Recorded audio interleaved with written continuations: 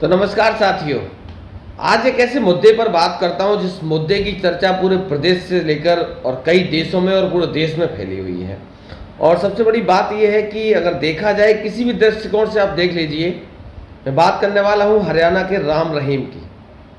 जिस बाबा को रेप के केस में सरकार ने जेल में डाल रखा है और जब जब चुनाव आते हैं, चाहे प्रधानी का चुनाव हो, जिला पंचायत का चुनाव हो, विधानसभा का चुनाव हो, प्रदेश का चुनाव हो, चाहे देश का चुनाव हो, उस व्यक्ति को हर बार जमानत मिलती है। और ये कोई छोटी घटना नहीं है। अभी तक के पूरे जो सिनेरियो देखा जाए उसमें लगभग 8 बार उस व्यक्ति को जमानत मिल चुकी है।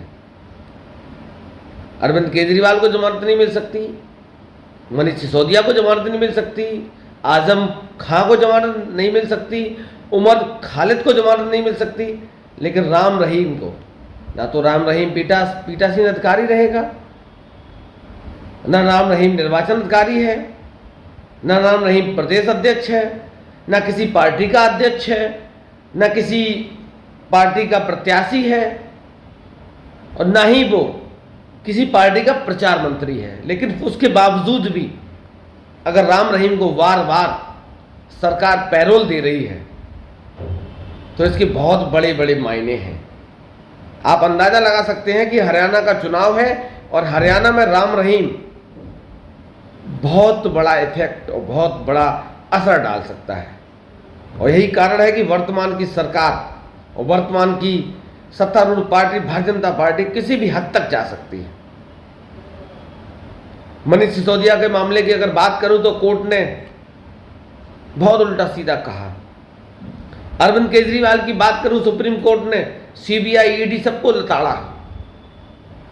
आजम खां जैसा 80 साल का बुजुर्ग जेल की सलाखों के पीछे है।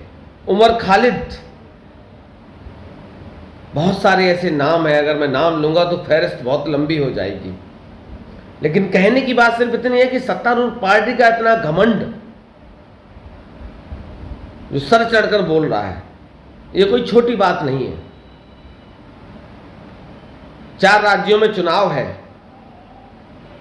बिहार में चुनाव है, महाराष्ट्र में चुनाव है, गुजरात में चुनाव है, दिल्ली में चुनाव है,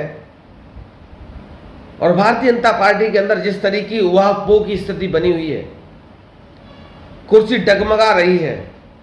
क्योंकि जिस तरीके से 2 बार सरकार चलाई, तानाशाही पूर्ण रवैये से चलाई, जिसको चाहा जेल में डाल दिया, जिसको चाहा बाहर निकाल लिया, जिसको चाहा मंत्री बना दिया, जिसको चाहा रासुका लगा दी, देशद्रोह का मुकदमा दर्ज करा दिया, सलाखों के पीछे भेज दिया। लेकिन अब चीजें उलट हो गई हैं। सरकार के हाथ पांव इस समय फूले हुए हैं। वही देखने वाली बात है कि जब 4 राज्यों के चुनाव आए हैं तो पूरा घटनाक्रम बदला हुआ लग रहा है। सरकार के साथ साथ पूरी पार्टी इस समय चैन की सांस नहीं ले पा रही है कि अगर किसी तरीके से 4 राज्यों के चुनाव में मेरे हाथों से अगर 2 राज्य भी खिसक गए, और जिस तरीके का घटनाक्रम पहले रहा, दिल्ली के 2 विधानसभा चुनाव हुए, पहले वाले को अगर छोड़ दिया जाए 49 दिन की सरकार चली, उसके बाद 2 जो विधानसभा चुनाव हुए, उन्होंने भारतीय जनता पार्टी की नींद हराम कर रखी है। और उसका सबसे बड़ा कारण यह है कि तीसरी बार फिर चुनाव होने वाला है।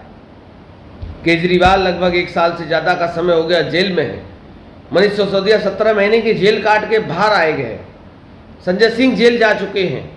और आज तक सरकार और सरकार के अधिकारी किसी तरीके का कोई भी प्रूफ नहीं कर सके, ना कोर्ट में, ना ईडी कर सकी, ना सीबीआई कर सकी। कांग्रेस का दौर था, दुरुपयोग हर सरकारों में हुआ, एजेंसियों का दुरुपयोग हर सरकार ने करा, चाहे कोई भी सरकार रही हो, चाहे कांग्रेस की सरकार रही हो, अटल की सरकार रही हो, आडवाणी की सरकार रही हो, सोनिया की सरकार, राजीव की सरकार, इंदिरा की सरकार।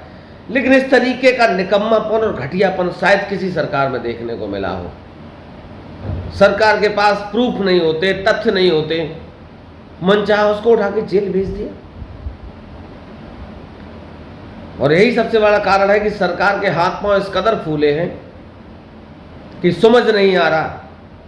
पार्लियामेंट में विपक्ष के नेता जब बोलने के लिए खड़े होते हैं तो प्रधानमंत्री पार्लियामेंट को छोड़कर चले जाते हैं। आप इसी से अंदाज़ा लगा सकते हैं कि सत्तारूढ़ पार्टी की हालत इस समय क्या होगी। तो लगातार मेरे साथ बने रहिए आप लोग, क्योंकि 5 राज्यों का चुनाव है और प्रयास मेरा ये रहेगा, जिस तरीके से राजस्थान का चुनाव कवर करा था, मध्य प्रदेश का चुनाव कवर करा था, उसी तरीके से दिल्ली और हरियाणा के चुनाव में भी मैं रहूँगा। और वास्तविकता, जनता का जो रोष है, जनता की जो हकीकत है, उसको आप सबके सामने रखने का प्रयास करूँगा। अगर आपको लगता है कि वास्तविकता, मुद्दे की, तथ्य की और हकीकत की बात करता हूँ, तो चैनल को सब्सक्राइब करने ला। तब तक के लिए नमस्कार।